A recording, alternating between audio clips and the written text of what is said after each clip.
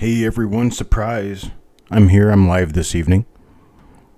And I wanted to let everyone know that I'm still working every day on getting more done. Let me go ahead and pop out my chat real quick. Move it over. I want to show you guys something today. This is a special live, not selling anything. It's merely going to be a demonstration of what occurs when I go through your reveal coins. It might be interesting to watch. Might be interesting for a number of different people to watch this. Hey, Adam. I'm going to hang out here for about another 5 or 10 minutes and let everyone get used to the idea that we're online. See if any more people show up. Hey, Eric. I'll just be waiting for other people to show up here for a little while. Hope everybody's Monday was a good Monday. It's been a productive Monday. I've been at my desk pretty much all day. I planned on just sitting here working most of the evening, and then I remembered that I had a reveal to do today. And I have canceled the reveal in lieu of doing this, and you'll find out why as we go through the process. Hello, John and Jessica. Just going to hang out here for another few minutes and wait for other people to show up. Hey, Kelly Ray, Rithy. How's everyone doing today? I am feeling better, actually. Thank you, Kelly. I'm working through getting more reveal coins done. I want everybody to know the amount of effort and the amount of time this takes, just so that you guys understand I'm working 8 hours a day on this stuff, if not more. Hello, Siren Silverstash, Jim Fletcher, Joe H., Shannon Smith. Good evening to all. Now this particular broadcast we're not selling anything, we're not doing anything other than just watching the process that I use to go through what I go through to get my work done. And you guys understand that the very first thing that we do is we sell the reveal spots, and then we actually schedule the reveal, and the reveal comes up. And we go through the coins one at a time in the reveal. What happens after that part of the process? Well, this is what you're going to learn today. You're going to see me go through all the way through the steps in the process with a particular given coin. Hello, Donna and Steve. So this is just going to be a fun little journey through the process of what it takes to do my job on a given day. So let me start by... Okay, so the first thing that we do, I'm going to go ahead and bring up my display so that you guys can see what I'm doing here. This is what I'm doing. And let me get my OBS down here just a little bit so I can still see the chat. There we go. So what I'm doing is I'm actually positioning this coin on my microscope to take photos. And this coin in particular, this one came out of reveal number 182. It was coin number 36, and it was a Jim Fletcher coin. So the very first thing that I do after I take the coin out of the flip and stick it under my microscope is this right here. So I've got this flip insert, and I've got number 36, and there's Jim Fletcher's name on the back of it. And I'm going to write the information on the front of this slip so that I know where this coin was and what it is, so when I stack it up, it's all going to show right. So this is 182. This is coin number 36, and it's a 47D, which just happens to match the date and mint mark of the review we're supposed to do today. And then, so it comes from Jim Fletcher, or it is a Jim Fletcher coin. So that's, I messed up my 7 and 47, but I can read it. So that's what I do. That's the very first part of it. Now let me go through and show you what I do with it after that. If I can find that. Did I get rid of it? No, I didn't get rid of it. It's right here. All right. Let me bring this up now. This is my sheet that I go through that tells me everything that we're doing tells me and everyone else who is working on the edit process, I've got different people working on this process, where everything is, what everything is, where the images are, who the coins belong to, and everything with regard to this particular project. So here, I'm going to put in the date that I found the coins, or the date that I'm editing these images, going to put these images in. This is going to be 2020, 09/28, and that's going to be the year, then the month, then the day. So 2020, 09 is September, and then the 28th of September. This is going to be a 1947D 1mm. It's going to be a RPM.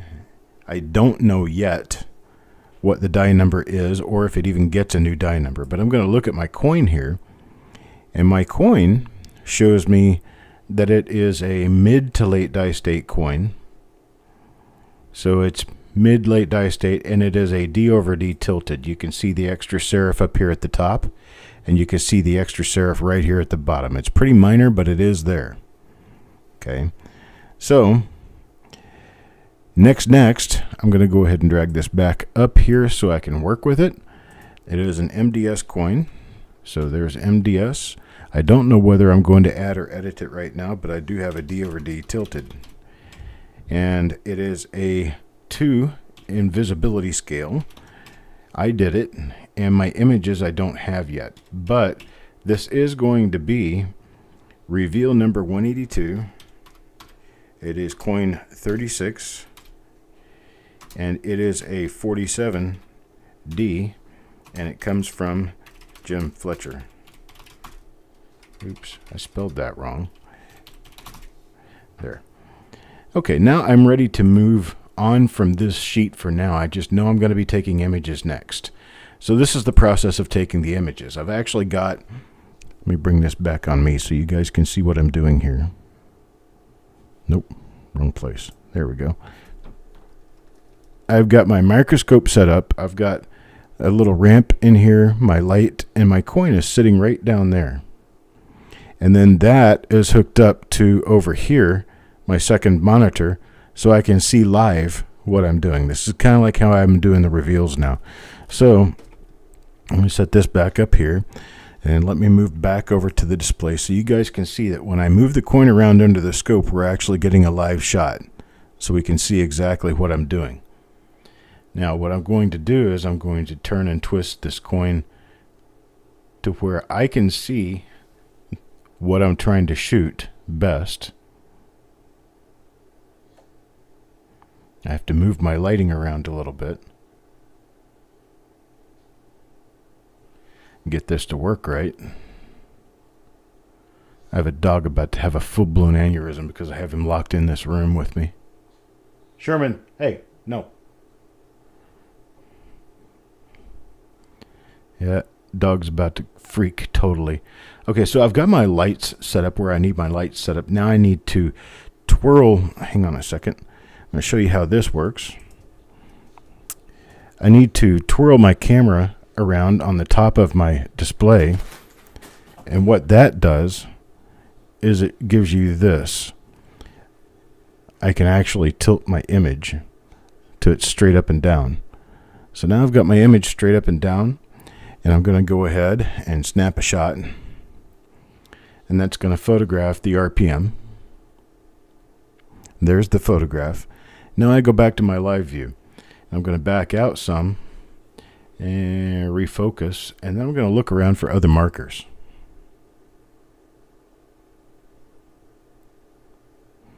See if I can find markers on my die. Here is one. Appears to be one. Let me zoom in, take a look at it. Looks like I've got a die dot up here. I think that's what that is. Let me zoom in and take a good look at it. That is. It's a little bit of die damage right there. I'm going to center it in my viewfinder area. And I'm going to back out a little bit so you can tell where it is. It's on the shoulder between the VDB and the shoulder crease into the coat. And now I've got that centered, but I don't know if my image is straight up and down because I don't have any reference. So I'm going to back out for reference there's my date. And so it is still straight up and down. So I'm going to come back in and get my frame set right, and then I'm going to snap my picture. So there's another image. Now remember, this is one coin from one reveal. This is part of the process that it takes to get these things done. So let's see what else we have. What is this? Is that? Nope, that scratches on the coin. That is not part of the die. That is actually just scratches on the coin. So let me go on through. Okay, I've got a couple of other markers here that I could use. If you look at the LIBE and Liberty, there are a number of heavy die dents. Actually, they're streaks from molecules of steel moving outward as the die was striking coins. So let me move in on this and move it over just a little bit. Okay, let me get my exposure set right. Get focused. Move my camera in straight. What I'm looking at is this spot right here. And I'm looking at this spot right here. And then this spot right under the B. So what I'm going to do now is focus it just a little bit better for the top spot. There we go. And I'm going to snap a picture. I'm going to get a photo of this entire area. Okay. Now I'm going to move on to the next by going back to my video and taking a look at exactly what I'm looking at under the scope at any given time. There's a die dot next to the N over there of in, but I don't think I'm going to use that. Let me see if there's a die crack or anything on the head. This is a process of discovering markers. I don't know what the markers are that I'm going to use until I go through this process and look at the coin.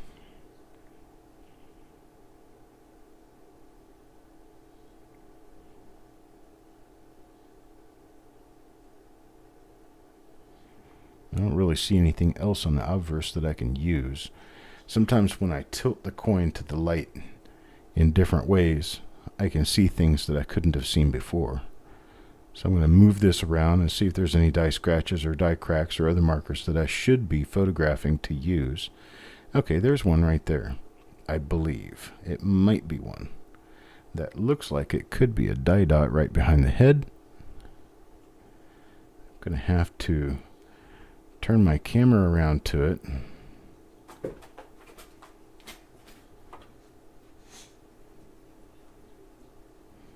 And I'm going to try to zoom in on it and focus it and see if that actually is a die dot. Okay, let me move my exposure control over and make it brighter so I can see. I don't know that it's necessarily going to be usable for anyone, but I'm going to try it anyway. Get a larger area here. Moving it over there. There we go. Now I have to zoom out so that you can tell where it is. And I can see by my Liberty down there that I'm not 100% straight onto the camera. So let me move my camera around so that I am. And now I can shoot the shot. So I've got this shot done. Now I'm going to move on to the reverse and see if there's anything on the reverse that'll help me out. Just flip the coin over under the scope here. Okay, there I've got a die scratch, a couple of die scratches next to the Sea of Scent. And so let me look around because sometimes there are a number of markers and I don't want too many photos. So there's some nice markers there, a few scratches. See if there's any die chips or breaks.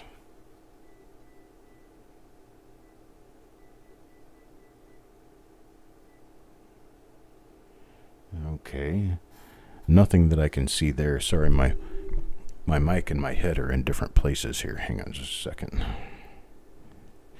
Tilt this down toward the light. Bring my camera around so it's straight up so I can see what I'm doing. Read it like a book. Look around on the coin for any other markers. Anything else that I could use to identify this coin to any particular die.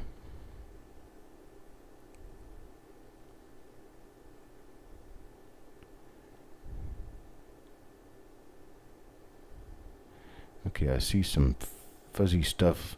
Looks like a few, it's not really die scratches, it's just die wear lines, so I'm not going to use those. Die wear lines change so quickly. They're really hard to center down. I prefer die cracks because those are the most permanent type of die marker. Everything else is more or less temporary. Anything that where the die is actually broken, dies don't fix themselves. And so as they're used, they continue to break. But I'm not finding anything broken on this particular coin.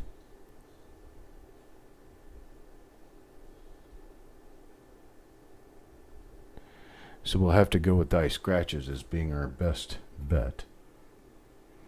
So I'm going to slide this down just a little bit. Go grab these scratches that I already saw over here.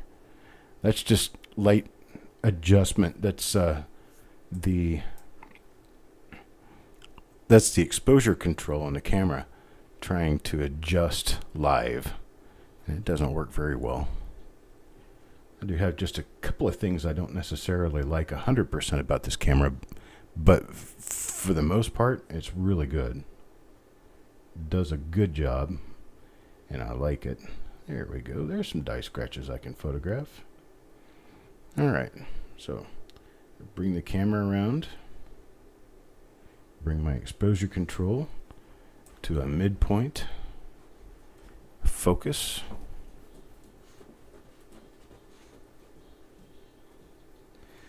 And bring my light to where I would like to have my light for photographing die scratches.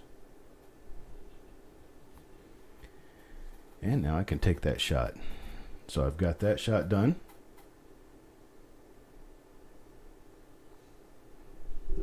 Okay. It's not good. I don't like the focus. I need to focus it better. So I'm going to close this one and not save it. And go back here and try to focus it a little bit better this time. There we go. I think that's better.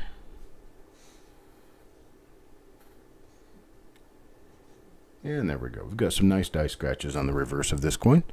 So let me go back to my video and see what I've got. If there's anything else worth taking good shots of, we'll get them here. Sometimes you just can't find very much. I found something else here, but I'm wondering how I'm going to be able to best get it. Now, let me try here. Move it around this way. Okay, I'll get a decent angle at it here. There's a die gouge outside from the S of States, and it's an old one, and it's not showing up very well. Okay, given that I'm having such trouble even getting it to show up, it's probably not going to be worth photographing. But it is right there.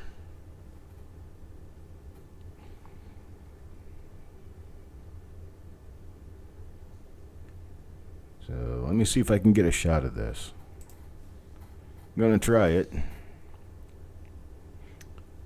Sorry folks, I'm not looking at the chat. I'm trying to get this work done and show you guys what I'm doing. This is what I was looking at right here.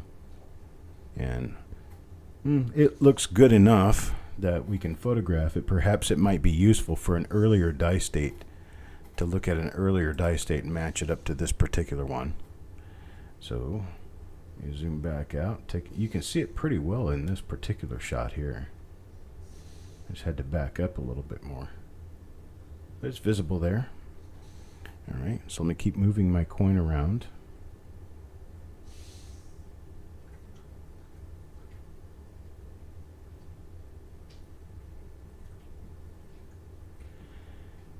And I'm going to find die scratches and stuff in completely different places on different coins. So there's no hard and fast as to exactly where and when we're going to find these things. It just, they show up when they show up.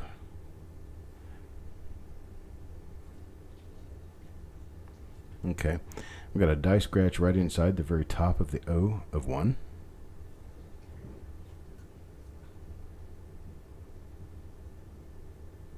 You can see it right up here. Gonna get a shot of this.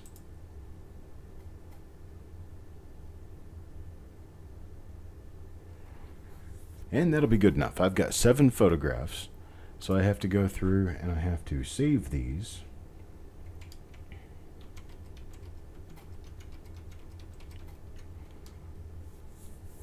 And they've all been saved now. And now I can close everything but this window. So now what I have to do is I have to try to identify this die and see if this die has been listed before. If it has, then I can of course come through and just list it. But otherwise, I'm going to have to try to identify it, call it new if it is. So let me bring this down. That was my title screen. And let's see here. That comes much later in the process. So let me try here. This is, I'm trying to figure out a good way to do this where you guys can watch it happen. Let's see here. Go back to here. Goes in here. This is a, this is all the images that I've saved this month. So we're still trying to get down to finishing up all these reveals so I can get them shipped out. Okay, and here is that RPM. I'll move it over here.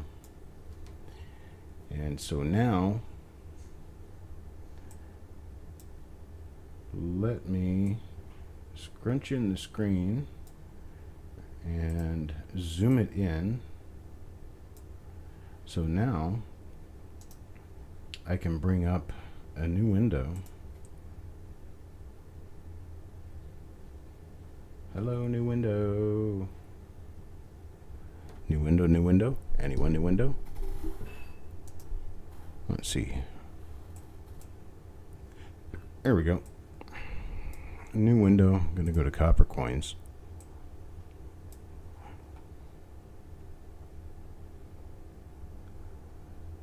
Wow, things are working really slow. There we go. Now I'm going to search for it. A 1947D.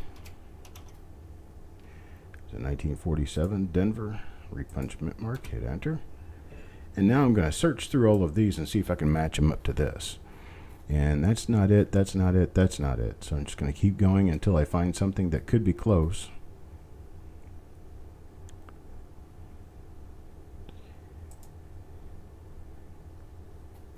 And there is some chance it's close to this one. So now what I have to do is look at the position of the mint mark. This mint mark is lower than this mint mark. This one's quite a bit higher up. It's a lot closer to the 4. So that's definitely not it. And let's see, what is this one? See if there's any chance that it's close to this. No, this one has a different lower serif altogether. So this one hasn't been listed yet. We know that. But it could be listed in the Wexler files. It could be in the Coneca files. But I just know that it hasn't been listed in the Copper Coins files. So what I do now is I go over to Facebook, and we've got this group that is a special group that people don't know about because it's just a few people in this group. Gosh, why is everything going so slow? There we go. Now, I make a new post, and I'm going to go and grab those images at the bottom down here.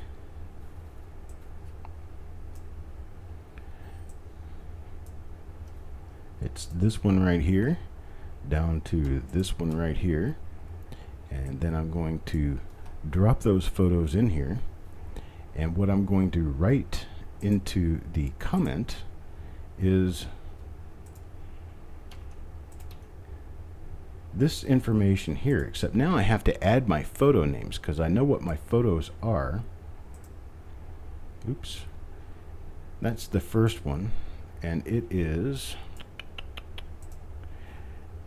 let's see, it is 9/28 2012/21, And then I have to find the last picture in the stream because I want the people who are helping me with this, I want them to know what all the photos are that were taken of this particular die.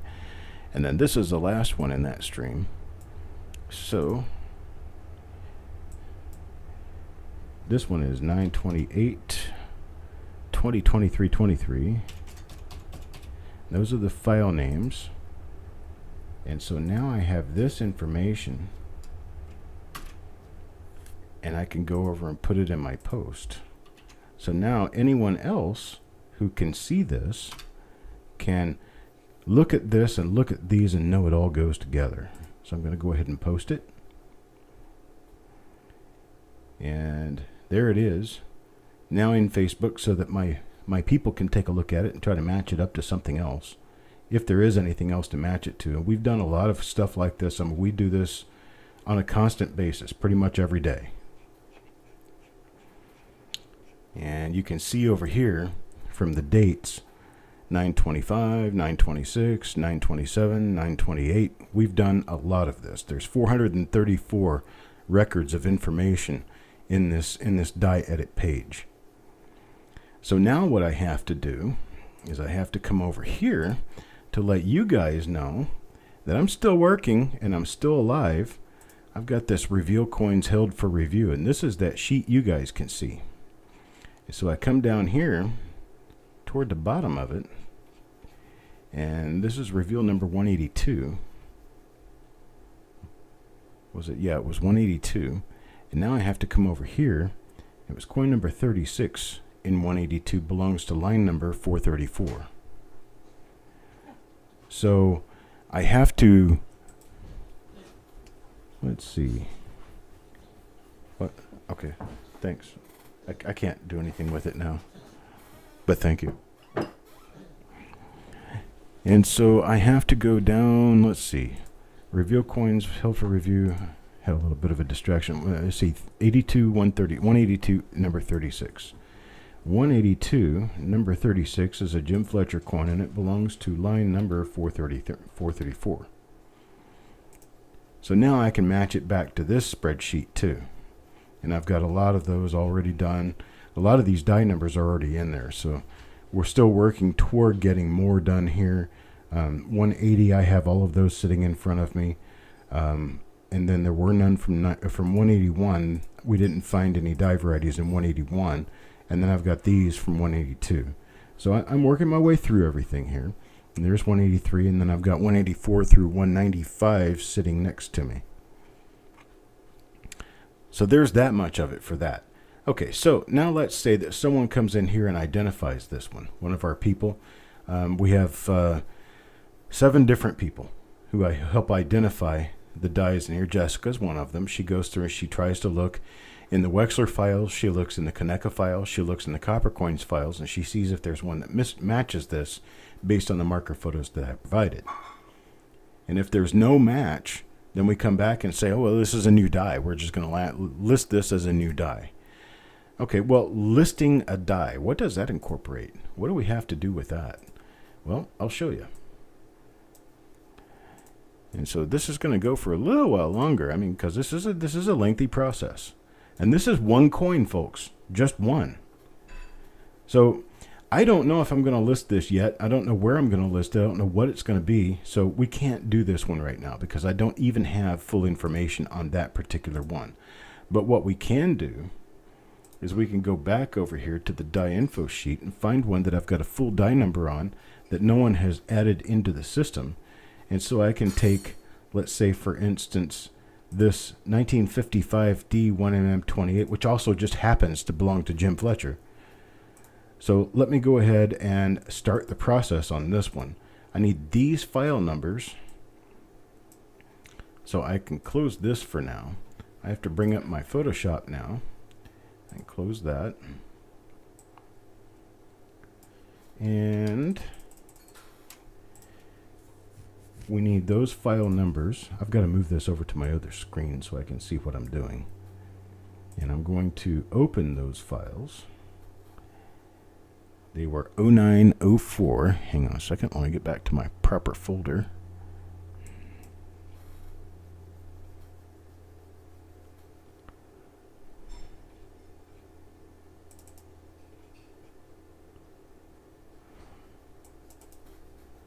go.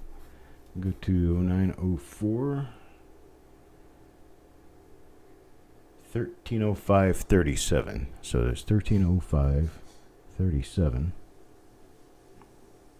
These happen to be in order. No, that's not what I was looking for. I'm looking for is this, so it's 823. So I have to go back to August. 823, 2903. 2903, that one right there. And then I'll grab to the end of that die, which is going to be right here. And I'll put them in Photoshop so they open.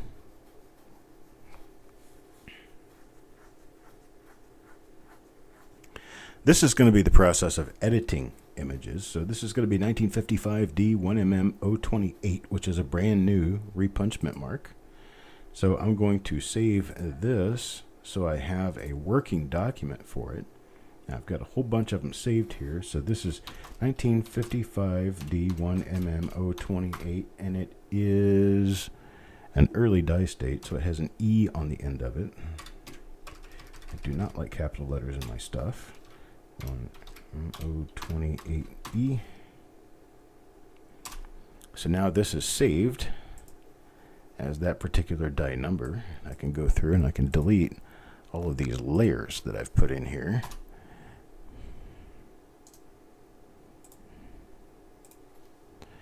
Now you can see that I have text to edit. So I go through and I edit my text. 1955 D1mm028.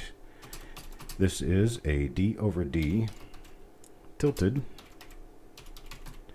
It is an early dice date coin.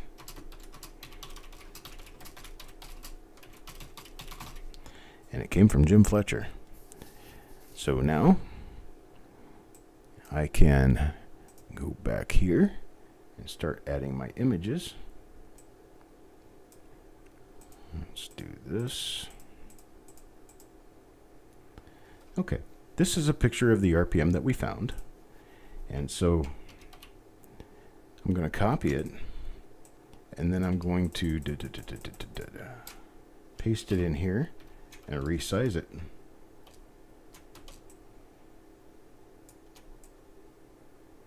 So that it matches the size that it needs to be to show up properly. I'm going to tilt it just a little bit because my image is tilted. And then hit enter.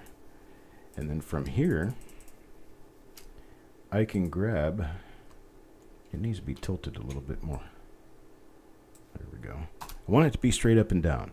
The reason for that is some people actually look at the angle these things are happening, the different angles and stuff, and I want them to have as clear a shot as possible at what the angles are. So I'm going to go through and I'm going to copy this. You know, when you do a search on copper coins, you get this little preview image. That's what we're going to build right now. We're going to build that preview image just by pasting that in there. Now I'm going to save this into a folder full of stuff at 250 pixels by 250 pixels.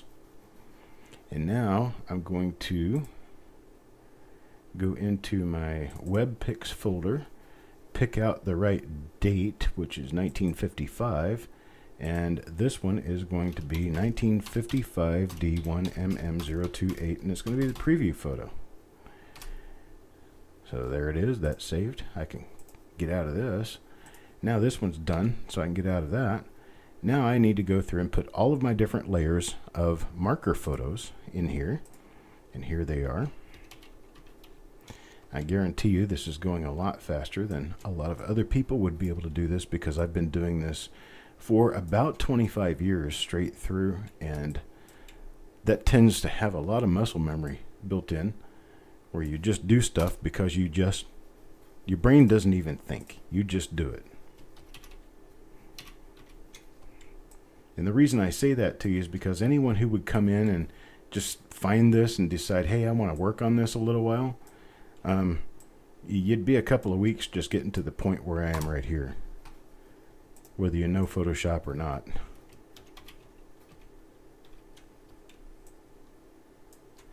All I'm doing is throwing all my little images in as layers in this document so I can save them for the website and use them on the website. We got 4 left. There's a nice little die chip in the left wheat there. My photos turn out really huge and I have to shrink them down a lot to save them on the web.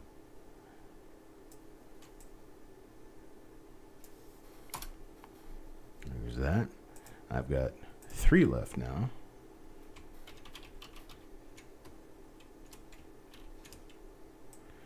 And I'm using a lot of hotkeys when I do this. I can't possibly hold my camera and show you the keystrokes I'm doing, but I can at least tell them to you.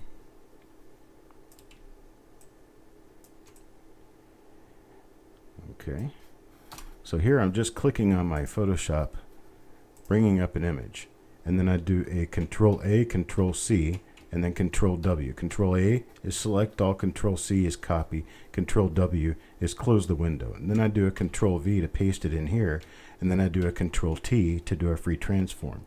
And then I hold down Shift and Alt together while I drag the corner of the image to resize it. If I get it too small, I hold down Shift and drag a corner to get it larger. This is this huge heart-shaped little guy over here, so I can actually bring this out a little more in size so you can see more of that without seeing things you don't necessarily really want to see. And then I just hit enter and that layer is finished. Then I go to this one, Control A, Control C, Control W, Control V, Control T, Shift and Alt together, drag it down. This is just for people who are interested in seeing what I go through on a daily basis, getting your reveal coins done and ready. Okay, so now I've got all of my layers saved. Now I need to save the images themselves. So I've got to make these layers invisible and then go back and save each one. And this one already has the right file name, but for the next one I'm going to copy this file name because I just throw a suffix onto it. So I saved that. Oops, yeah, okay.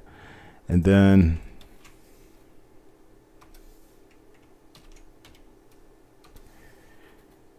I save these one by one.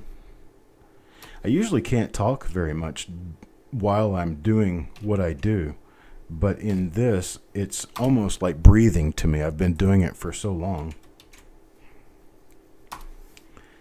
And you guys definitely help this website to continue growing and continue providing more and better information to collectors because your reveal coins are being used. And boy, that sure works out really well for me. Because one of the biggest problems I was having during the period of time that I carried a full-time job while I was trying to edit this website is where do I find the time to do this between going to work and coming home and all that stuff. But at this point, this is my full-time job because you guys in your auction winnings and in your reveals help me fund the living that I need to fund while I'm actually doing this work.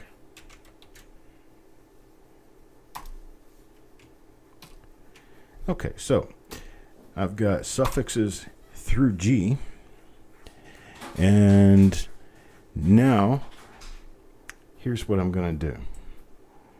I've got that part done, so what I'm going to do now, I have to take this display capture off because I'm going to go to a web page that I don't want anyone to know the address of, and I'm going to see if I can get in there.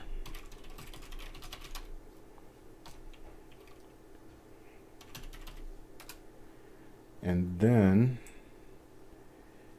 I'm going to try to make it. No. See, that's not going to work. I wish I could do this in a way that will work. Let's see. Does anybody know how to make the address bar disappear on your browser? Let's see. Settings. appearance. Got to get that address bar to go away.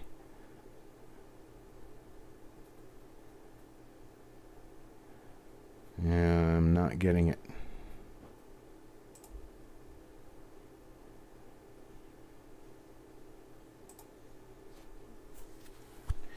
Okay, if anybody can tell me how to get in Chrome, how to get your address bar to go away temporarily, I would like to know if anyone knows how to do that.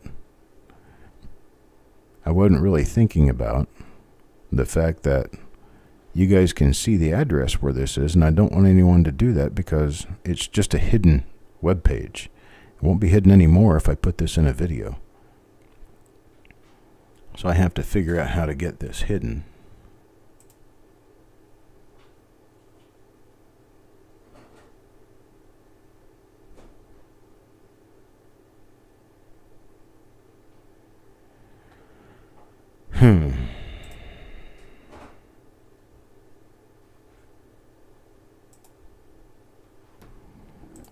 Does anybody know? You can't.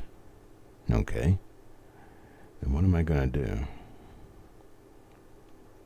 I think I know how to do this.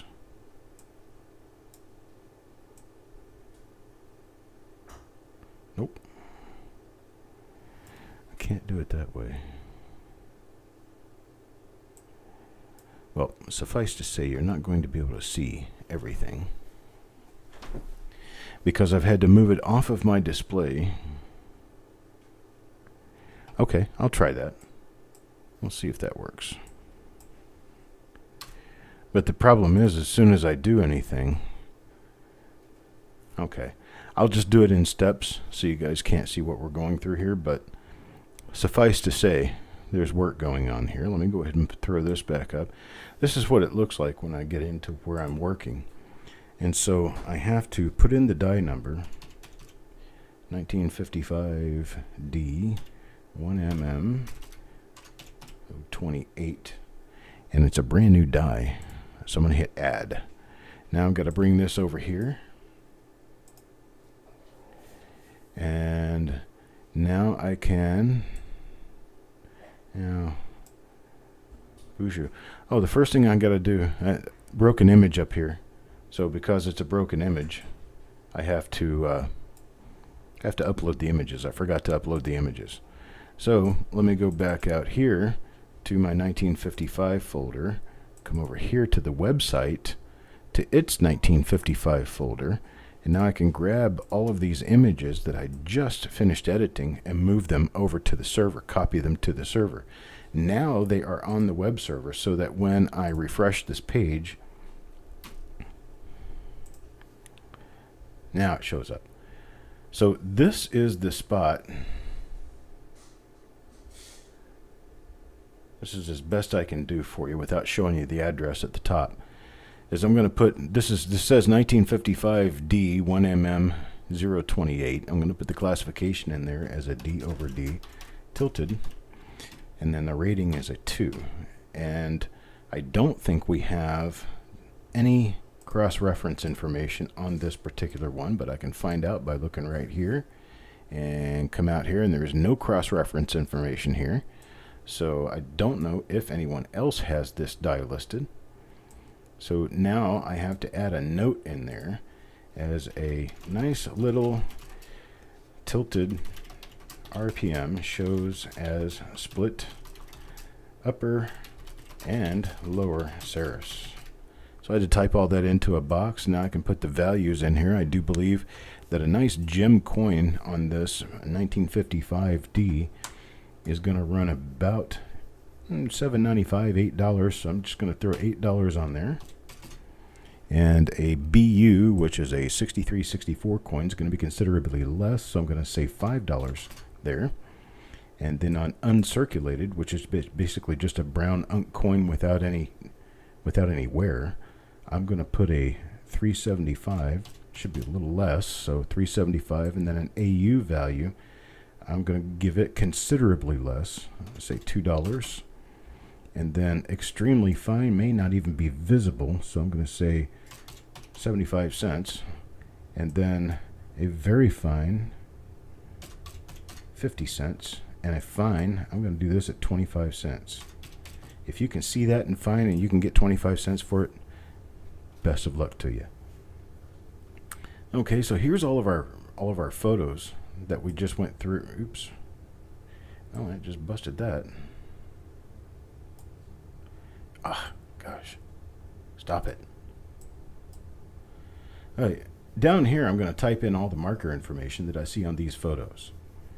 And so for the obverse, I have to put in that there are small die scratches show in and around the ERTY of Liberty.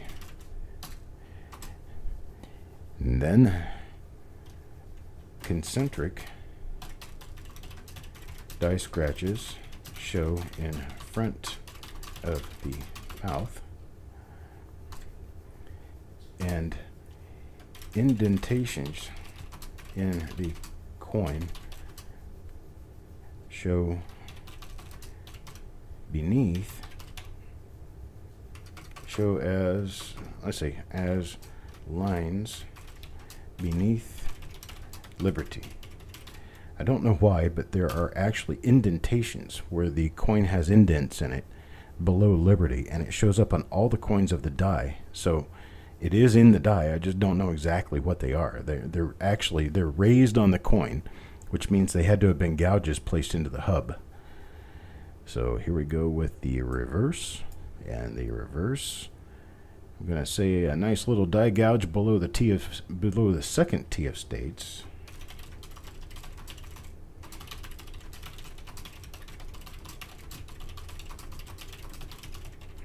There we go. We have a heart-shaped die chip.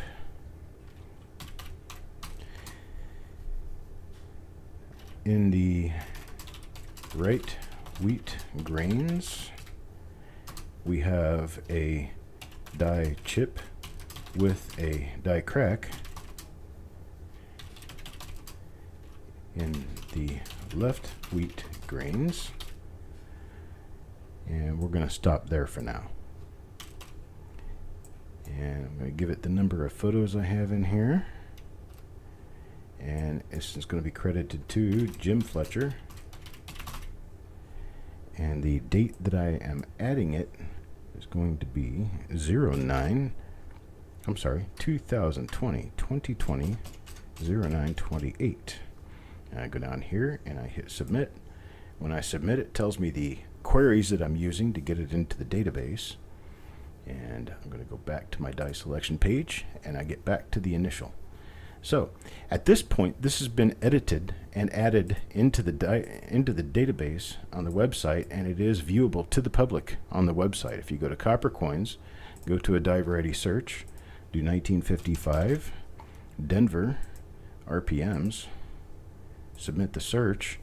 You go to the end of the list, and right there it is, 1955D 1mm28. All of our prices. It's EDS.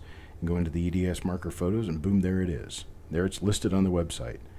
So the next step after this is, we have Jim Fletcher in here. I've put this, I've done this, I've edited them, I've uploaded them, and I've added the information to the website.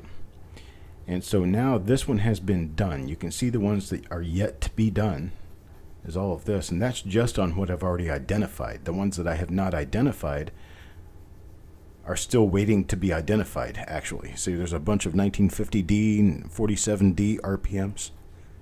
There's no die number on these, so they're just now identified. But with Jim Fletcher's coin there,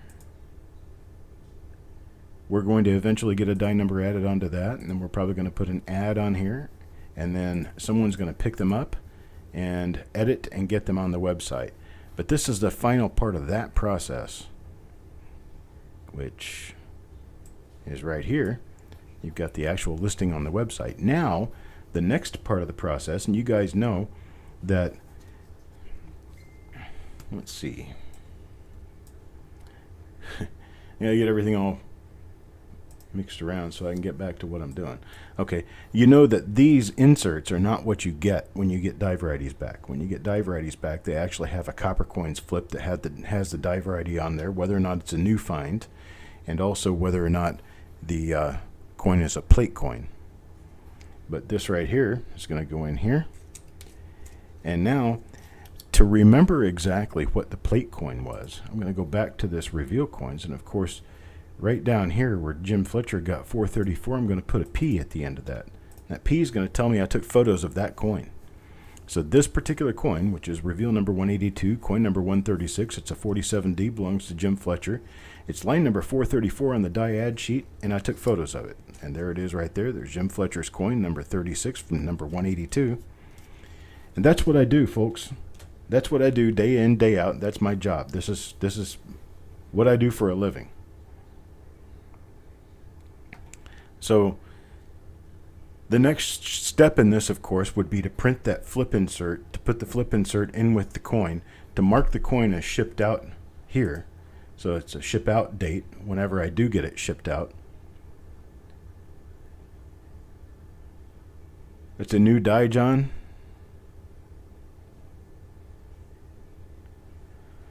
If you find the die in your file, then do you copy and paste on the coins you find in the reveals?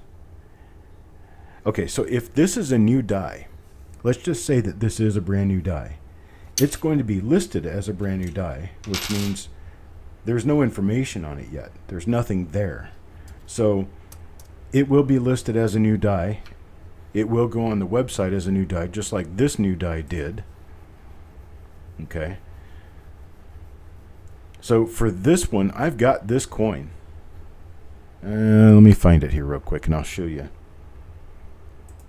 I've got to go back here and get this to even find where that coin is.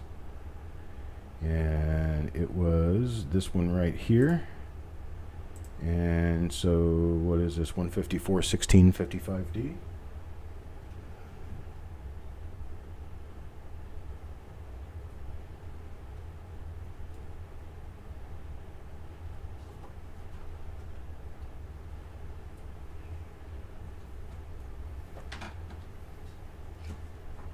Okay, this is another important part of that.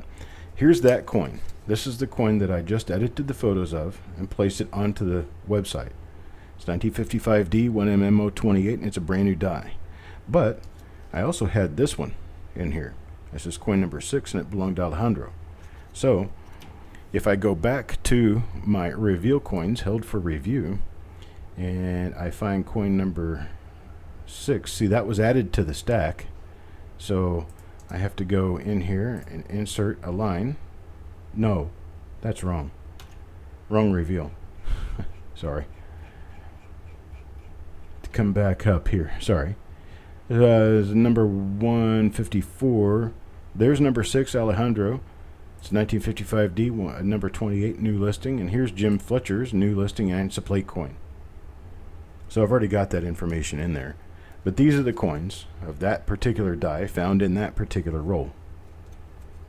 I hope that answers a question or two.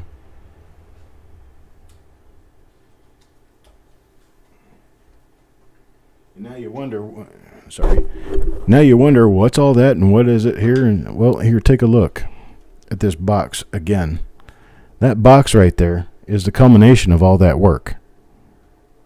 All these coins are sitting here waiting for me to get them done and get them shipped out to you guys.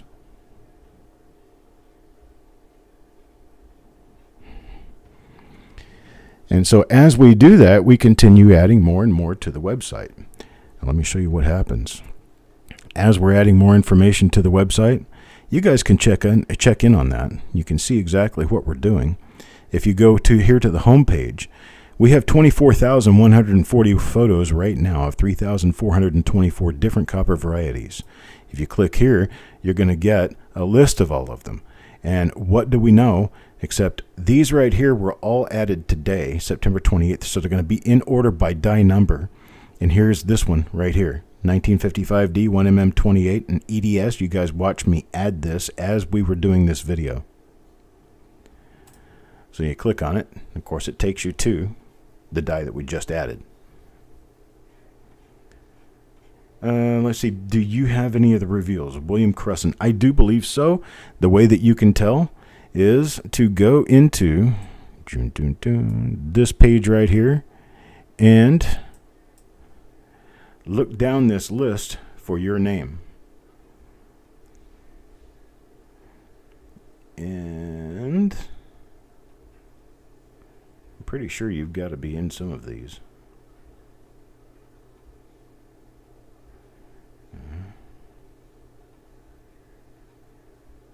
No, these were all done before you started coming. No, here it is. Here, right here. Bill C. Bill C. I got you in there as Bill C. To make it easier for me to type.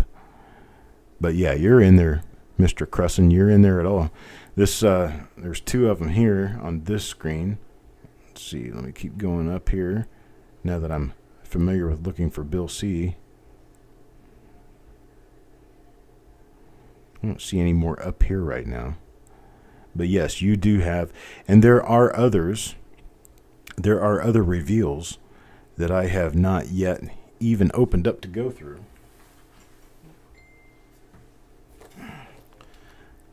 These right here. So you've got coins in these as well. This is why this is taking so long. But that's why I've been on this for almost a month now. It took me a few weeks to get things settled and get moved in. But now I've been on this for almost a month and I'm still working on it. Hello, Hawkeye. I'm watching the chat again. I'm basically done showing you the steps of how this works. It took me almost an hour. It took me like 45 minutes just to show it to you. So that is beyond the amount of time it takes to actually do the reveal. First of all, find the roles, then schedule the reveal, and then broadcast the reveal, and then re-go through all of the roles to make sure I've pulled out all the varieties, because there are a number of cases where I have gone back through a roll and actually found valuable coins that I had not found before. Then I sort those out where I take the coins out that I need to hold because I need to process them, as we've just seen, and then the other ones go back to you. Then after that, I actually do the processing. I put these little notes on the coins so I know exactly what they are and what's going on. Then I go through a sheet processing. Here, I'll show you. Since we're already on my computer, I may as well show you. All right.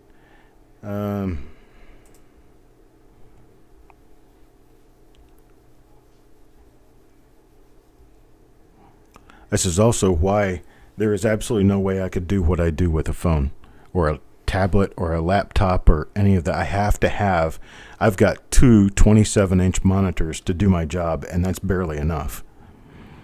So let's see.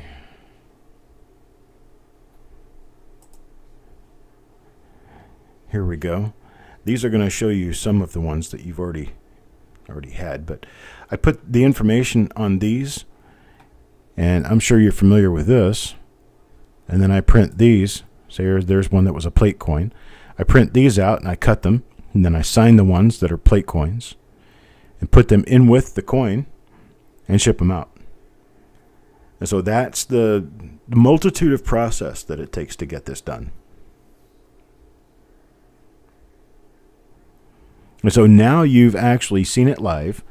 Or you'll see it some other time when you come back and watch this video, and you'll understand that for every single different die I run through, it takes probably 4 to 6 hours of man hours of work from Jessica and Eric and a few other people. I mean, I've got a number of people. I've got Brady, I've got Amber, I've got Brian Allen. They're all helping out with this in identifying these dies, because if I didn't have the help, I would be doing it all by myself, which would add all that time onto my schedule, which means I wouldn't be able to finish this amount of coins before November. But here I'm working on it. I'm working on finishing it up.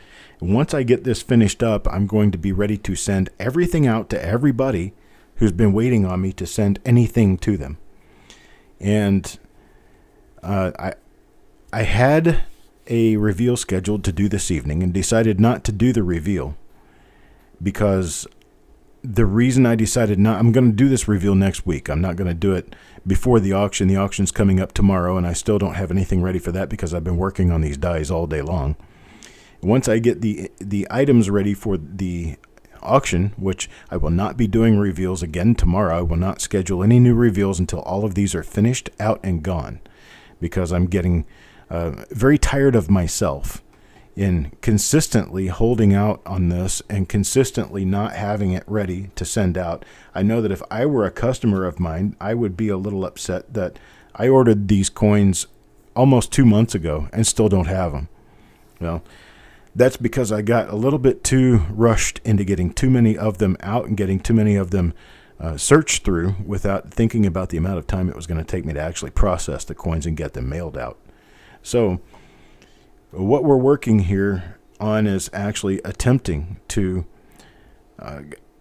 add more to the catalog of die information for everyone to use.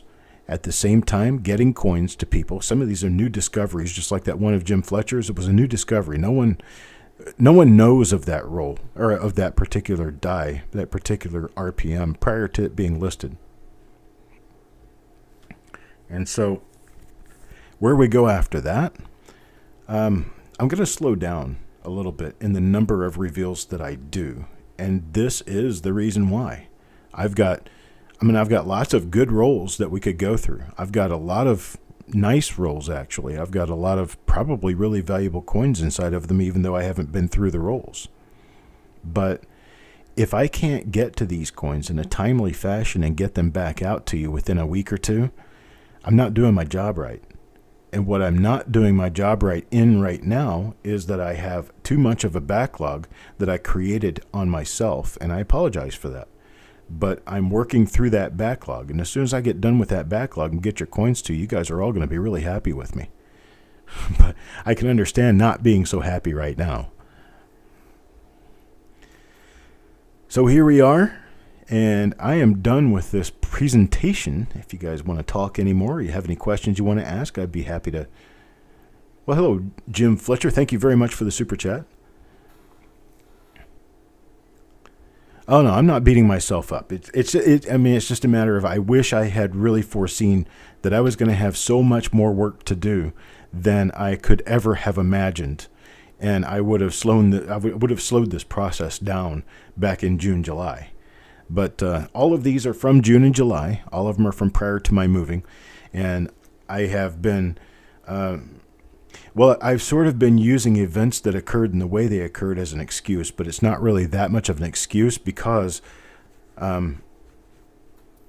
if I had done a proper number of reveals earlier and put things out the way that I think they should have done earlier, I'd probably be finished with this by now, and this conversation would not be happening. But I had done a whole bunch of reveals, and I was in the middle of the process of getting them all sorted and separated and getting ready to start photographing them, when the person who owned the house, or the person who managed the house that I was leasing, basically wanted to start bringing people through to tour the house while all my coins were there. That's not going to happen. So I offered to pay an extra month of rent just so I could keep the house to myself until I was ready for them to start showing the house, which is when it was empty. Well, that didn't work for them, and they knew we were going to be terminating the lease and moving, so he insisted that he was going to start bringing people through the house anyway. So in a period of 3 days, I basically shut everything down, boxed everything up as haphazardly as it was, and put all of it together in a truck and trailer. I moved about 11 loads at nearly a half ton apiece worth of stuff over here to move into this new house. And I couldn't do that until after we closed on the house, because you don't get the keys to a house until after you close on it. But that's all behind us now. But the whole point is that there was a process that happened that was against my will and against the way I wanted it to happen. And I ended up having to basically just throw everything in a truck and move. And so what happened was a lot of disorder and a lot of having to hunt through boxes to find stuff. I had reveal coins from a guy. Not reveal coins. I had an attribution package I accepted from a guy months ago that I was going to get these done and get them to him, and I moved in here, and it took me a month and a half after I moved in here to find his envelope.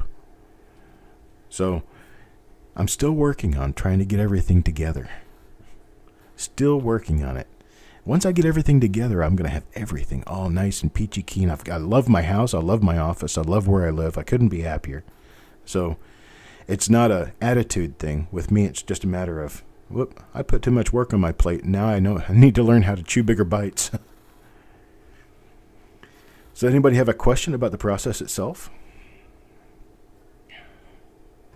Have I seen a 2003 Lincoln Memorial sent by? Not 2003. No, I've not ever seen a 2003. I think the latest one I've ever seen was a 97 or a 98.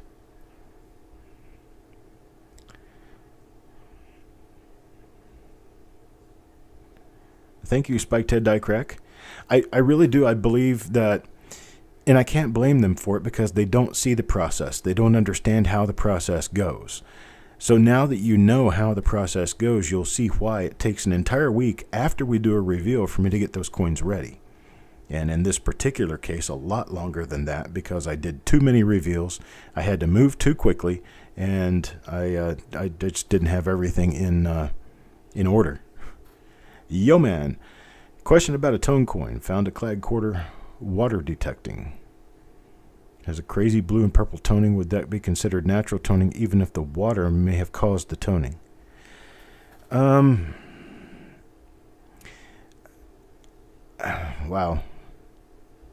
That's it's a good question. Generally, environmental effects, whatever happens environmentally to a coin, is what causes its toning. I would consider that natural toning because it probably did not come onto the coin overnight, and it is part of the environment the coin was exposed to. Generally, artificial toning is going to be the stuff where someone puts chemicals on a coin or cooks it or freezes it or whatever it takes to put colors onto a coin to make them colorful. Well, it's just not gonna work.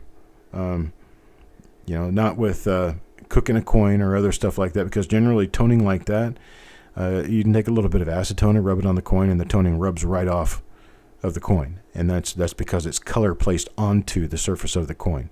Whereas true toning, if you take acetone or if you take what we've been using, the xylene that we've been taking, and you rub just a little bit of it across the surface of the coin, and as soon as it evaporates, which is like half a second, the coin goes right back to being toned.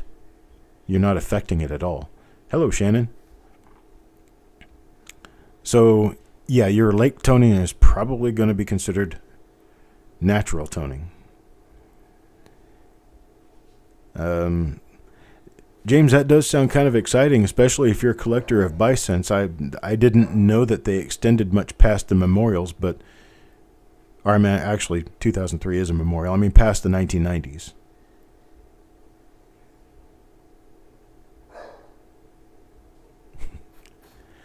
I get that, Bill. And Kelly, I appreciate it. There are a lot of the older photos on the website. Let's see.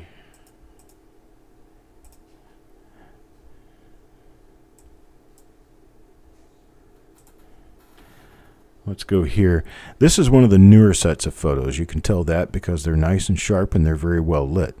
But if I go back to, let me go back to the home page. And let's just do a dive ready search for 1955. And let's do San Francisco mint marks. And we go in here. We'll see that the photos are really, really small.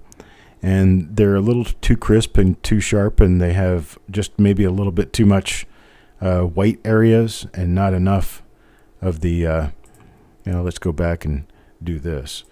Bring up another die. Actually, I can go right back to that one that we just listed. Right here and right here. And you look here, you compare that to this, and you can see why I'm trying to replace all the images on the website. That's why we have so many plate coins going on. I'm replacing the old images with new images, and that requires researching with a new coin. So at some point, I'm going to have to take another set of photos of a 1955S RPM number 1. And that's going to turn out to provide us a whole new set of images. At some point, the website will have only large images like this. And all of the little things that aren't even mentioned, like for instance, I'm pretty sure that we didn't mention this little tiny die dot right there. You might have that die dot and not these lines, or these lines and not the die dot. There are different things you can see in the photographs that are going to help you determine whether you have a coin that matches this die or not. And the only way to do that is with nice, big, crisp, clear photographs. And while back in the day, those smaller photographs like this did their job well enough because, well, die space cost a lot of money on the internet back then. I mean, it cost a ton of money. And so I decided, well, I mean, this is the best we can do. But 20 years on, we can do a lot better. And so I am.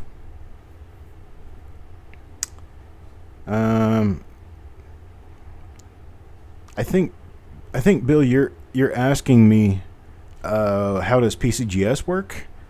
I think that's what you're asking me. PCGS or NGC? They don't recognize the die system that we use here at Copper Coins. So submitting one of the coins as a plate coin to PCGS, they're just going to kind of just shrug their shoulders and grade the coin and send it back, and that's it. And you're going to lose the plate coin designation on it as with a holder.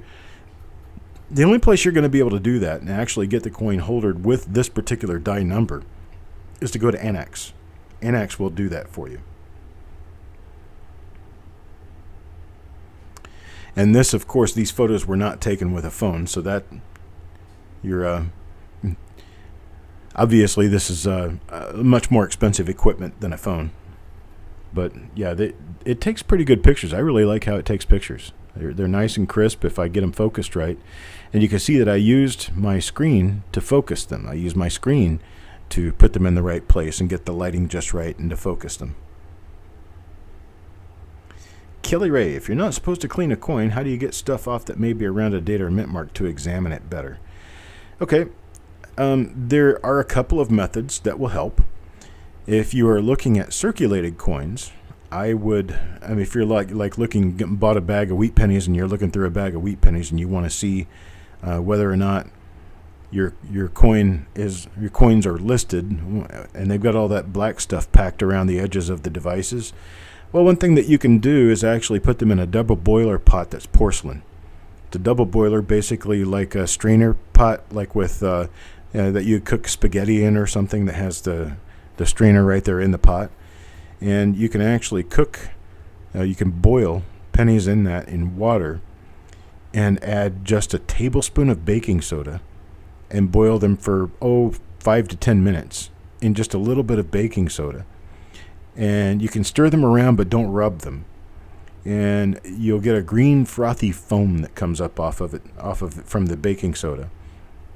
After your 5 or 10 minutes are up, you'll have to adjust accordingly. Don't put too much baking soda in it either, because it'll turn your coins gray. But after you do that and pull out the coins and throw them out on a towel and get them nice and spread out on the towel and then pat them dry, you'll notice that all that black stuff cleaned off and became a green frothy foam inside your water. If you're doing uncirculated coins, there's not really a whole lot that you can do to clean stuff off the coins to look at them. If they're red uncirculated coins, you should probably leave them alone, because there's not really a whole lot you're going to do to make them any better. Let's see. How would you clean the steel ones you got? If that was... Let's see. Let me go to... We're going to see if I can find those pictures, because I don't remember what ones you're talking about, but we're going to find out. Let's see.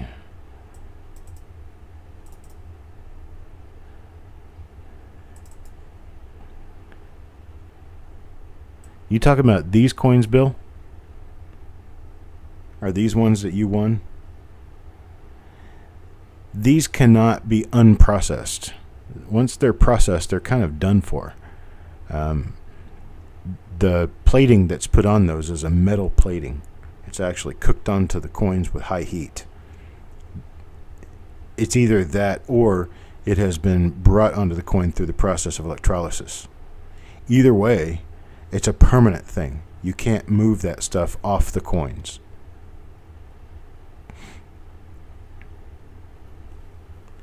Yeah, Kelly, it's going to be on brown coins basically, because if you do any red coins, they're going to turn a very unnatural color of bluish purple and other colors because you're applying a lot of heat to them. You don't want to do that to red coins, only brown ones.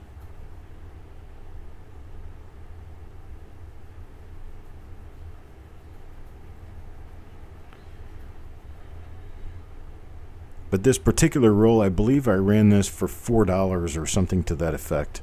Sell them for roughly a dime a coin, and they're basically ones that you give to kids at Halloween so they understand that there used to be steel pennies at one point in time. Okay, so you got a circulated roll probably. I don't know. I've never tried the cooking process on those. If they're circulated in 1943s, I don't know whether or not that process is going to work. I guess you could give it a shot. I don't know. Well, my wife has made dinner. She brought it in to me, and I'm sitting here with my dinner getting cold, talking with you guys, and I do enjoy every bit of it. But in that instance, I also do need to eat my dinner because I've not had a bite of food all day. By the way, I have lost about 20 pounds since I've moved to Smithfield, partly in being outside more and doing things outside and working on the yard and stuff, but it's also in part because I just haven't been eating as much. So I am going to go eat my dinner now, and I do appreciate you guys coming by. I do appreciate you being here and watching this process. And now you know more about the Lincoln Scent Whisperer himself and how things work and how I do things and get things ready to send them back out to you guys. So mission accomplished, folks.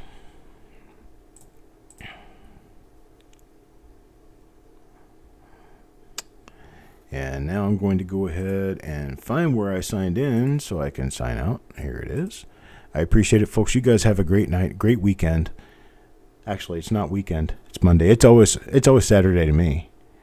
Every night is Saturday night. All right, I appreciate it, folks. Talk to you later.